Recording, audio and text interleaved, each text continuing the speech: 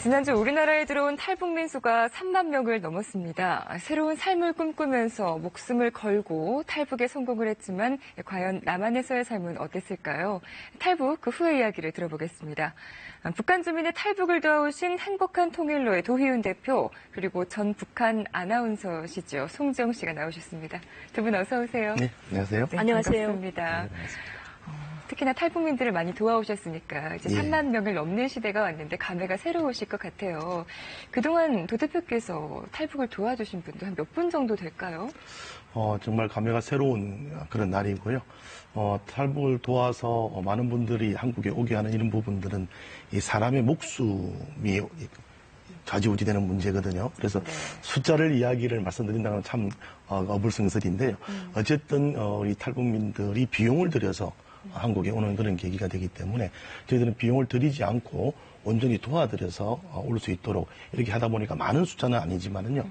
그리고 또 선교사분들이라든지 기타 활동가분들하고 연계해서 협력해서 진행된 일이라 그러면은 거의 뭐 수천 명 정도의 우리 탈북민들은 우리 국내에 들어올 수 있도록 저희들이 도왔다, 이렇게 말씀드릴 수가 있겠습니다. 그분들이 그 도움이 얼마나 절실했을까 싶어요. 그분들이 한국에 이제 돌아오셔서 남한에 정착하는 모습도 좀 살펴보셨나요? 오늘 그 얘기를 좀 들어보고 싶었는데. 예. 오늘 좀 중요한 이야기, 어쨌든 이분들이 한국에 와서 제대로 또 우리 대한민국 국민답게 살아갈 수 있도록, 또 자긍심도 가지고 살아갈 수 있도록 저희들이 돕고 함께하는 게 제일 중요하거든요. 3만 명 시대에 그 부분에 대해서 저희들이 좀 더 깊은 관심을 가져야 되겠습니다. 네, 우리 송지영 씨, 북한에서 아나운서로 일을 하셨다고 해서 특히나 궁금하고 한번 뵙고 싶었습니다. 어떤 방송을 하셨어요?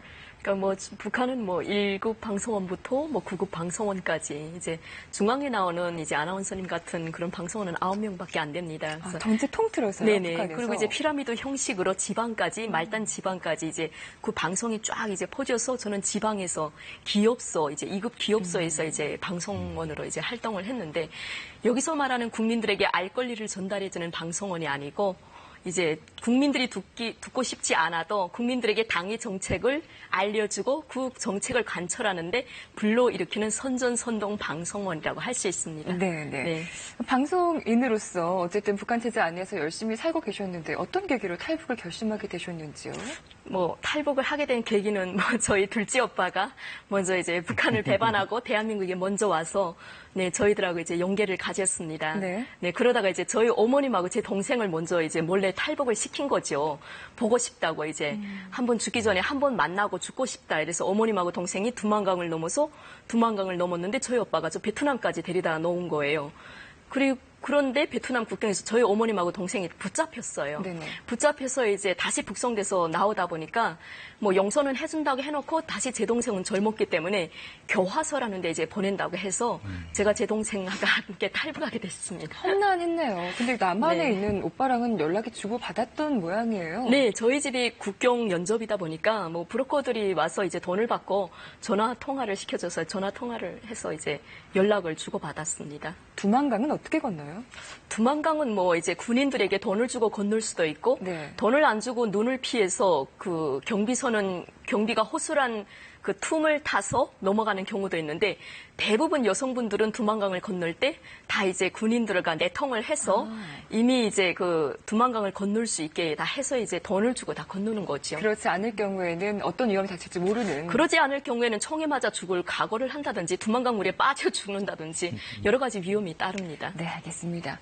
3만 명 북한 주민들이 한국으로 왔습니다만 탈북 과정 말씀 들은 것처럼 그야말로 목숨을 걸어야 하는 생사를 넘나드는 길이었습니다.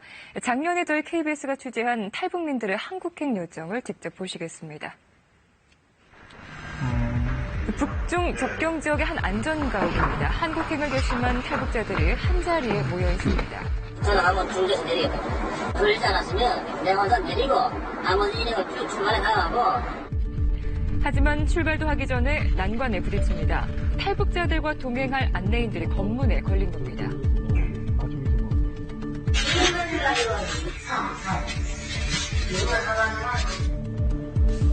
가까스로 풀려났지만 이번에는 버스터미널에서 또 문제가 생겼습니다. 발각이 되면 모두 강제 북송되는 상황. 탈북자들이 지나가는 사람들이 너무 그만큼 지나가고 싶더라고요. 이튿날 10시간을 다시 달려서 제2의 접선 장소에 도착을 했지만 안내인이 나타나지 않습니다.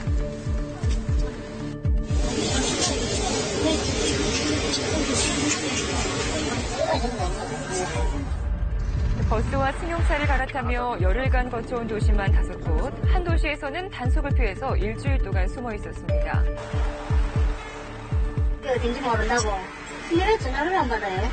약속 장소에 지금 왔는데 솔직히 열흘만 돼가지고. 마침내 도착한 중국과 동남아의 접경. 동남아 국가로 넘는 길은 다른 안내인이 맡았습니다. 한 탈북 여성의 몸에 부착한 카메라 영상인데요. 농가 뒤쪽으로 돌아서 산으로 들어갑니다.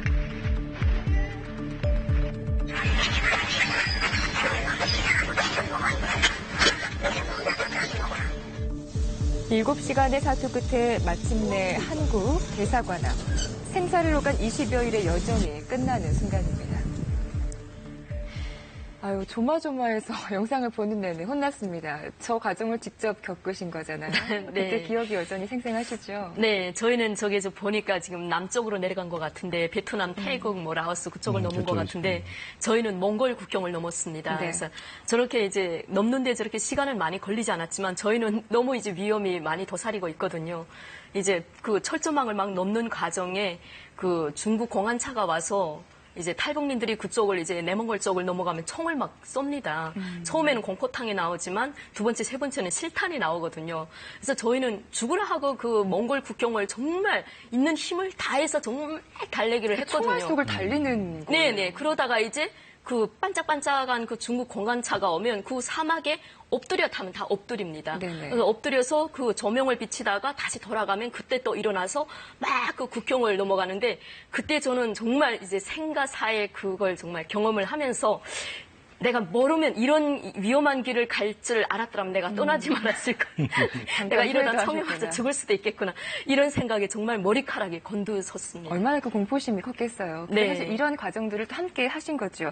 도대표께서도 마음 졸일 일이 사실 많이 있었을 텐데 실제로 뭐 구금됐던 일도 있었다고 들었어요. 방금 우리 송지영 아나운서께서 말씀하셨습니다만은 우리 KBS와 같이 진행을 했던 일이 있습니다. 탈북민들의 그 고난의 여정들을 한번 이렇게 쭉 둘러보는 계기가 있었는데 그것이 바로 몽골 일이었어요. 방금 우리 송지영 아나운서가 공안이 지나가면 엎드려 뭐 이렇게 하는 이런 모습들을 직접 저희들이 그걸 겪어보고 탈북 여성 4분을 한국으로 오기까지 그 여성들이 길을 잃었습니다. 몽골에서. 네. 그리고 송 아나운서는 아시지만 몽골에서 길을 잃으면 거의 그냥 죽는 목숨인 거죠. 다시 말해서 특히 지금과 같은 이런 겨울이 다가올 때는 거의 밤에는 영하 10도 정도까지 내려가게 되거든요. 네. 그런 과정들을 거쳐서 어쨌든 결과론적으로는 다 우리 한국으로 온전하게 인도를 했지만 정말 그때를 생각하면 아찔하죠. 2010년도경에 그 일이 있었고 그 일로 해서 저희들이 몽골 당국에 체포가 돼서 우리 KBS 기자분들도 같이 체포가 됐었습니다. 그래서 20여일 동안 많은 고초를 당했지만은 그래도 몽골 정부가 아주 인도적으로 저희들과 또 우리 탈북 여성들을 온전하게 대한민국으로 보내줬던 그 기억이 생생히 납니다. 북한 주민들이 중국으로 먼저 탈북을 했다가 그리고 동남아를 거쳐서 한국으로 다시 넘어오는 이게 어떤 루트인 것 같아요. 루트는 방금 말씀하신 대로 이제 북방 루트 몽골 쪽이 있는 거고요. 네. 남방 쪽이 있는 건데 남방은 상당히 길이가 길죠. 북방 루트는 짧은 반면에 그런 여러 가지 환경적인 측면이 아주 열악합니다. 그래서 네. 지금은 북방 루트는 대부분이 차단이 됐다 이렇게 보시면 되고 이 남방 루트를 따라가게 되는데 뭐 안전하기보다는요. 어쨌든 그 길에 많은 이제 지원단체나 선교사들의 활동 이런 분들 존재를 하고 또 해당 국이 다시 말해서 동남아의 태국이라든지 라오스라든지 이런 나라들이 엄청나게 인도적으로 우리 탈북민들을 대해줍니다. 그래서 그런 차원에서 가장 안전한 길이기 때문에 그 루트를 지금도 같이 이용하고 있다 이렇게 보시면 되겠습니다. 네. 탈북자 가운데 70~80%가 여성이라고 하는데 네. 여성의 비율이 압도적으로 높은 이유가 있을까요? 네, 이제 물론 뭐 여성분들을 중국 당국이 중국 국민들을 이 여성분들을 요구합니다. 그러니까 브로커들은 탈북자를 이제 북한에서 넘겨받는 거 브로커들끼리 이제 서로 짜면서 여성분들을 넘겨 보내라고 왜요? 하고. 그러니까 여성분들을 자기네가 이제 안내를 해야 여성분들을 통해서 자기네가 이제 사람을 팔고 사고면서 돈을 이제 거기서 획득할 수가 있는 겁니다. 그리고 또 이제 북한 여성들은 이미 대한민국 드라마를 시장을 통해서 보면서 대한민국에 가면 여성이 이제 남성들하고 양성평등을 누릴 수 있구나. 저게 진정한 연애고 사랑이구나. 이런 걸 알기 때문에 네. 북한 사회에서 너무 남성들에게 오감만 당했기 때문에 여성분들이 막 이제 중국이든 대한민국이든 오고 싶어 하지 남성분들은 대한민국에 가면 남성의 지위가 하늘에서 땅으로 떨어지기 때문에 그냥 북한에서 사는 게 내가 왕으로 사는 거다 이렇게 생각하기 때문에 북한에서 한국 드라마 보셨어요? 네, 봤습니다. 어떻게 구해보셨어요? 그 장마당이 활성화되다 보니까 시장에 암시장에서 이제 서로 매매하는 비디오가 있습니다. 네. 그 비디오를 몰래 돈 주고 산다든지 아니면 다른 사람이 보는 걸 돈을 조금 주고 빌려 본다든지 이런 식으로 대한민국 드라마 토마토라든지 청춘의 도시라든지 이브의 아침 뭐 여러 가지 경찰 특공대 여러 재밌는 거 가지 다 많이 보셨네요. 그 네. 실제 한국 가서 보니까는 어때요? 그 남성과 여성이 동등한 것 같아요. 동등한 것 같습니다. 그렇습니까? 오히려 여성이 더 지위가 높은 것 같습니다. 방금 우리 정재영 아나운서님께서 말씀을 하셨는데요. 네네. 사실 이제 탈북 여성이 거의 70% 80%가 되는 이유 중에 가장 중요한 것은 이 모성애도 작용을 하는 것 같습니다. 다시 말해서 북한이 그렇게 어려워졌을 때 이 가족을 내가 살려야 되겠다라고 하는 그런 모성, 그리고 또 여성이 장사를 할 때 훨씬 더 수월하게 국경 지역에서 이루어지는 측면들이 있거든요.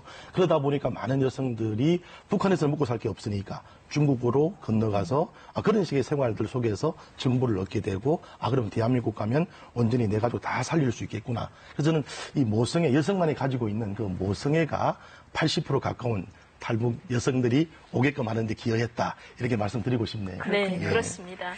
요즘에는 북한 고위층 간부의 탈북 소식도 간간히 들려오긴 하던데, 뭐 북한 내부에서도 어느 정도는 먹고 살 수 있을 만한 뭐 중산층 이상이겠죠. 그런 사람들이 한국이라든지 제3국행을 선택하는 이유가 뭘까요? 사실 이제 우리 송지영 아나운서도 마찬가지겠습니다만은 그 오빠가 생각을 할 때 북한에 남겨놓은, 다시 말해서 지옥과 같은 그 속에 계속 머물게 할 수는 없다, 내 가족들을. 그것이 아마 이 가족들을 목숨을 걸고 한국으로 오게끔 했을 겁니다. 마찬가지로 정말 이 자유라고 하는 부분들을 경험해 본 사람들은 이 자유가 그냥 자신이 느끼는 자유가 아니고요.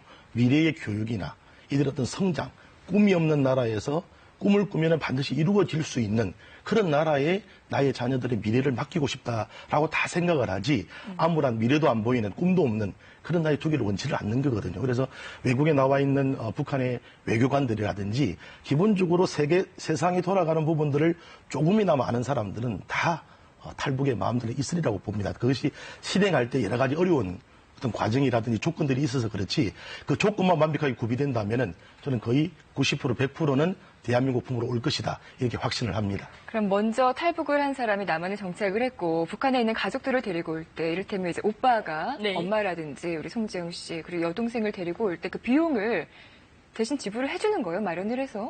먼저 온 오빠가 이제 선봉대가 돼서 자기가 여기서 일을 하든 정착금을 받든 그 돈으로 이제 그 브로커들에게 돈을 주고 가족을 한 명 한 명 데려오는 거죠. 네. 혹시 그 한국에 먼저 정착한 탈북민이 가족을 데려올 수 있도록 정부가 그 비용을 도와주기도 합니까?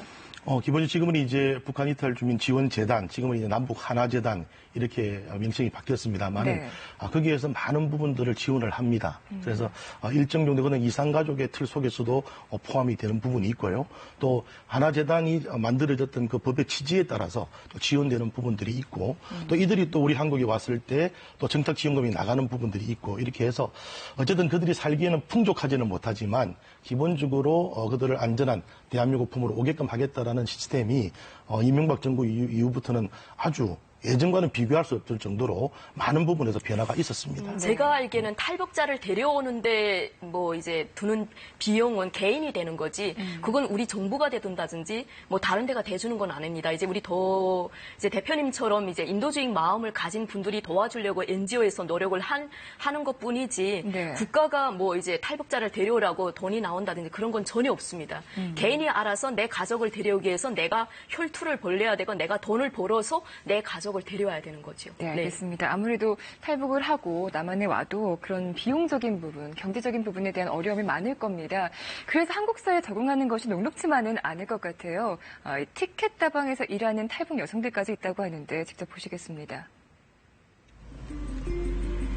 평범해 보이는 시골 다방들인데 시간이 지나자 커피 가방을 들고 배달 나가는 여성들이 눈에 보입니다. 북한을 탈출해서 남한에 정착한 탈북 여성들입니다. 언제 오신 거예요? 야간 팀은 연락이 아니, 나 털이 왔을 때 구경을 온 거예요. 역시 탈북 여성들이 일하는 인근의 다른 다방인데요. 바로? 그러니까. 노래방 지금 놀고 하는 거 괜찮아 보시는데. 이거는 놀다가 얘기하면 되잖아요. 자리는 노래방으로 이어지고 분위기가 무르익자 자연스럽게 성남의 흥정까지 연결됩니다. 신나는 한데. 아니, 기본 그거 좀 다시 하고 이거 말고. 그런데 이 사선을 넘어온 탈북 여성들이 왜 이런 일까지 해야 할까요? 그게 나눠받을까? 150만 원이야. 그걸 내가 집에 보내주고 내가 나가는 돈이 있고 하면 내가 남는 돈이 없어. 아니, 나중에 살려면 나도 뭔가 있어야 되잖아. 당장 먹고 살 돈 필요하고 또 북한에 있는 가족들에게 돈 보내줘야 하고 그러니까 급하게 이제 일을 구해서 해야 되는 안타까운 상황일 수도 있겠는데 그렇다면은 저렇게 돈을 벌어서 북한에 보내주잖아요. 이런 과정들은 브로커를 통해서 이루어지는 거죠? 네. 돈을 보내주는 과정은 중국에 있는 브로커하고 북한에 있는 또 이제 중국 브로커하고 연결된 브로커가 있습니다. 그래서 이제 중국에 있는 브로커가 한국 이제 계좌번호를 가지고 있는데 그 계좌에다 바로 넣으면 중국 브로커가 북한의 브로커한테 전화를 합니다. 돈이 들어왔다 이러면 그쪽에서 중국 돈을 가지고 있던 북한 브로커가 친척한테 그 자리에서 바로 인민폐로 이제 수수료를 떼고 넘겨줍니다. 그리고 전화 통화를 마지막에 시켜주거든요. 네. 근데 이제 수수료를 뭐 20%부터 30%까지 다양하게 뗍니다. 많이 또 떼가기도 네. 하는군요. 참 안타까운 것이 이제 북한에서 그 직업이 있던 사람인데 남한에 와서 자기가 했던 일이 아니라 다른 일을 어렵게 해야 하는 경우가 많아요. 그러니까 지난 8월에 의사 출신인 40대 탈북자가 고층 건물 유리창을 닦다가 추락하는 사고가 있었잖아요. 원래는 산부인과 의사였다고 하더라고요. 그럼 그 직업을 좀 살려서 남한에서 연계해서 할 수는 없었을까요? 정말 안타까운 일이죠. 안타까운 일이지만 한 가지 우리가 좀 분명히 알고 가야 되는 부분은요. 우리 탈북민들이 나름대로의 북한에서 습득된 그런 지식들이 대부분 그 성형외과, 뭐 정형외과 이렇게 한다 하더라도 지금은 대부분 대한민국은 기계가 다 이루어집니다. 기계가 모든 부분들을 이루어지고 나머지 어떤 부분들이 사람의 손길이 가게 되는데 북한은 그런 부분들이 안 돼 있거든요. 그래서 자기가 의사기술을 가졌다 하더라도 남한 사회에 그게 처음부터 다시 배워야 되는 그런 어려움이 있는 거죠. 그 과정에서 제대로 된 전문의로서의 어떤 대접을 못 받는 겁니다. 그러다 보니까 당장 돈은 필요하고 아마 그 의사분 같은 경우도 그 아내를 살리기 위해서 그 어려운 일들, 사실 거기도 또 생명수당이 나오잖아요. 네. 외벽에 유리창을 이렇게 닦는 그런 일들을 하는 그런 모습들은 이제 당장 그런 비용이나 이런 부분이 필요하기 때문에 자신의 어떤 지식도 제대로 지금 남한에서 펼칠 수 없는 그런 안타까움이 만들어낸 결과가 아니겠느냐. 그렇게 그러면 생각합니다. 끝으로 이제 현실적으로 우리 탈북민들을 도와줄 수 있는 정부의 지원책이 뭐가 있는지 정리해 주시고 또 우리 승정 아나운서께서는 마지막으로 이제 남한에 정착하기 위해서 바라는 점들 있으시면 짧게 듣겠습니다. 예, 우리 뭐 가장 중요한 것이요, 그 자존감을 살려야 된다고 봅니다. 다시 말해서 우리 탈북민들이 대한민국 국민으로서 또 대한민국 국민들과 함께 살아나갈 때 스스로 존중받고 있고 사랑받고 있고 관심받고 있다라고 하는 부분들을 그 사회 안에서 만들어내는 것이 가장 중요하거든요. 그런 차원에서 우리 사회가 다 같이 노력을 해야 된다 생각을 합니다. 네. 저는 뭐 이제 대한민국의 우리 탈북민들에게 너무 잘해주기 때문에 더 뭐라고 말할 수는 없는데 한 가지만 이제 부탁을 드린다면 먼저 공공기업부터 우리 탈북민들을 한 명씩 채용하면 어떨까? 공공기업에서 우리 탈북민들을 포용하지 못하는데 어떻게 중소기업이나 대기업 보고 탈북민들을 채용하라고 할 수 있을까? 네, 그게 이제 대한민국의 사회 통합을 이뤄나가는데 보탬이 되지 않을까 이렇게 생각됩니다. 네. 두 분 말씀 잘 들었습니다. 고맙습니다. 감사합니다. 감사합니다.